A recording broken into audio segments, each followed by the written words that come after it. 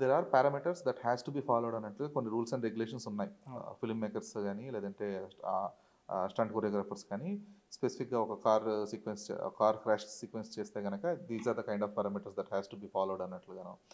లేదు ఒక jumping sequence చేసినప్పుడు, ఇంకోటి తీసినప్పుడు ఇట్లాంటివి. అవి ఎంతవరకు సీరియస్‌గా ఫాలో అవుతారసల సినిమా మేకింగ్‌లో టైంలో? మేకింగ్‌లో ఏంటంటే మేము ఆల్రెడీ చాలా సేఫ్టీ ప్రికాషన్స్ తీసుకుంటాం. హ్మ్. ఎంత తీసుకున్నా అది ఫైనల్‌గా రిస్క్ అని అందరికీ తెలుసు.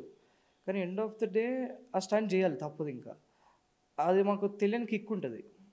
చేసే ఫైటర్స్ గూడా ఆడికి తెలుసు ఇది రిస్క్ చేస్తే ఏదన్నా లైఫ్ రిస్క్‌లో పెట్టి చేస్తున్నాము. ఉట్టి డబ్బులు పని గాదు. నేనొకటి జేయాలి. యాస్ ఎ ఫైటర్‌గా నాకు గుర్తుండిపోయి ఒక స్టంట్ జేయాలి అని వాని లోపల ఉన్న కోరిక వల్ల ఇప్పుడు మనం చూస్తున్న కార్ స్టంట్స్ ఇవన్నీ, బైక్ స్టంట్స్ ఇవన్నీ అయితా ఉంటాయి. సేఫ్టీ ప్రికాషన్స్ 100% తీసుకుంటాం. చాలా తీసుకుంటాం. ఓకే.